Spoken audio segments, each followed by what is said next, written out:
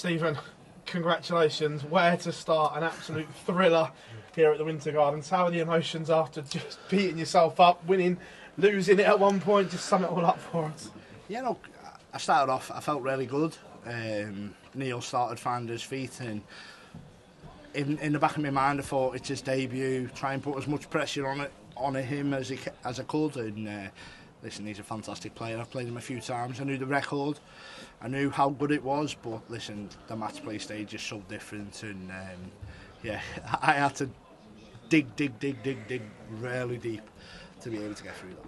When the game swings the way it did, like you say, you were miles in front and then you're behind facing match starts, mentally, how tough is that to deal with?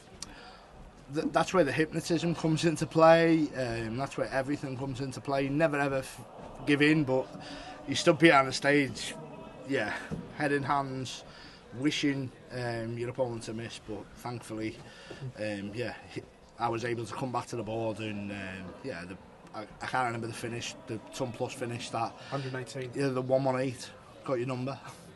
Kept me in the match, and I said to Niels then, I said, Niels, you're a lot younger than me.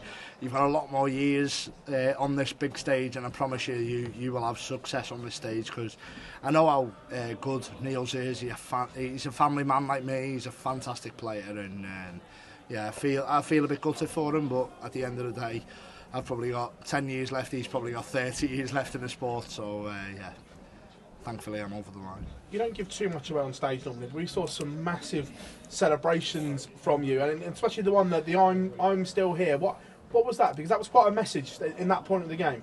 Yeah, I was down and out, weren't I? He was playing well. He was on top of the game, and yeah, I was able to find something from somewhere to keep me in that match. And listen, I've got family here, I've got friends here, and I don't want them to see me whimper out and bow out at this stage. I want to be there. I want to be fighting for this title, and I know I'm capable of doing that. And listen, it's going to be a lot of hard work, but listen, my performance over the last few years, I know how good I can be. I need to be at my best to win this title, but listen, my name's still in my heart. I'm in the last 16 now. I've got a difficult game in Josh Rock, but listen, I want to win this, and I'm going to give it everything I've got to push myself up the ranking to win this title and get myself in the Grand Slam. You talk about obviously having a family here. I know like a lot of you guys from this area talk about the match play more than any other. Is there added pressure because it's like the closest major to home and more family can come and watch? Is there added pressure because of that? Well, I think there would have been if I'd have lost. I'd have been really upset. But I think for me, I always make it a holiday. So for me, the match play is always pretty laid back. We stay for the week anyway, and then the last 3-4 days is on a cancellation. So yeah, we're here for the week. Cancellation the last 3 days. Hopefully we can stay, and then we go to Gibraltar for a holiday after this. So listen, I'm in a really good place. I feel really good. I believe I'm playing really good darts, and yeah, sometimes it doesn't happen on the European tour. It's been really warm in some of them, and I'm a big lad. But yeah, the match play stage is normally really warm. Tonight, thankfully, it wasn't. The only wetness I've got is because I poured the bottle of water over my head. Cheers, Stephen. Congratulations. Thank you. Stephen, well done on the win. Just talk me through the emotions and feelings of a dart player on that stage, because it seems quite strange that you can have him come back at you and seem to be under the pressure, and then yet when you've got to take out that 118 you can do that and then break him in the deciding leg. It doesn't seem to quite make sense for us mere mortals. It doesn't make sense for me. Listen, I knew what I needed to do, and I needed to dig really deep there. Thankfully I was able to take that 118 out, and I also knew that it was his debut season. I knew that he was thrown for the match at the end, but I also knew that there could be mistakes with not being in that position before, and I was able to take advantage of that, thankfully. But listen, like I said, Niels Zonneveld is a fantastic player, lovely man, great family man, just had a baby himself, and yeah, listen, he's going to go really far in this game. I've got a lot of respect for Niels, and thankfully this time he's let me have that one, but I'm sure he'll be back and raring to go next year. There's a lot of ranking money available in this tournament. The prize fund has now been boosted to £1 million. Has it? Just a little note there, but how much is that on your mind to boost that ranking, particularly with defending £100,000 at Alexandra Palace later this year?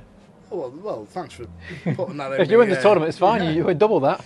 No, listen, it's always in the back of my mind. We always look at rankings, and listen, like I said, I know how good it can be, but that adds different pressure. So we need to try, whatever we do, try it and look away from that, because darts is an easy place when you don't put so much pressure on yourself. When you put all the pressure in the world on yourself, you know you're defending stuff, it becomes more difficult. So I need to forget about that. I need to knuckle down, do what I do best, and that is hit trebles and hit doubles. And yeah, don't worry about too much about the rankings. What will be, what will be. But like I said, I believe I'm one of the best players in the world. I just need to believe it all the time. Psychologically now, how do you and Josh think that you approach the match? You've survived 3 match starts there.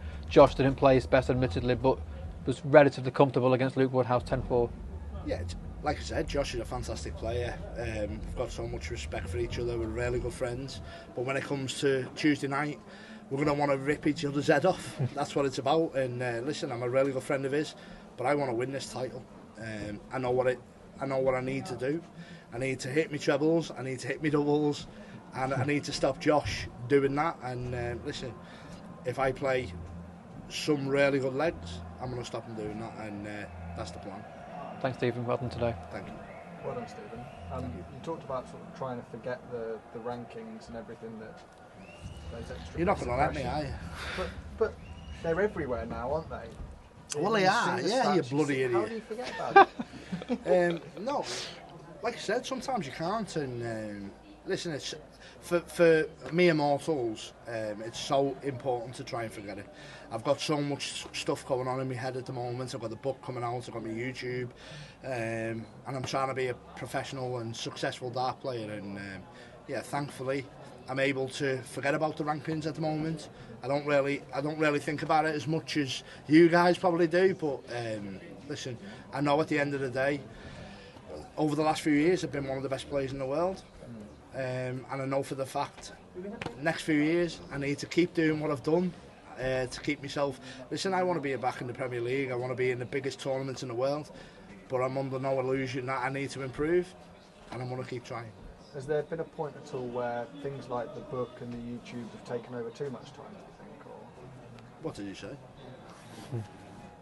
No, of course not. Listen, these things, listen, I'm coming to the end of my career. You've got the likes of Luke Little, who's got a lot of time. They're taking a lot of time away from the tour. And I've still played an awful lot of darts this year. I still feel pretty fresh for what I've done, to be honest. I think we've managed the calendar really well. It's nice to be able to bring the family here. It's nice to be able to go on holiday next week and go to Gibraltar and really enjoy that time. And yeah, listen, the book, everything else, everything I'm working for is part of the Bunting brand to increase that. And listen, without the fans, we're nothing. And keeping them on board, keeping playing great darts, that's what it's all about. And thankfully, I'm able to juggle it at the moment, but we'll see what happens in the future. Thank you, Stephen. Thank you. Stephen, you've achieved so much in your career. Where does that 1-1-8 finish to stay alive rank in terms of moments? Yeah, I said to my manager before, that's probably the happiest I've been coming off the stage after a tie-break leg. It was such an important finish in the game, and to be able to win that game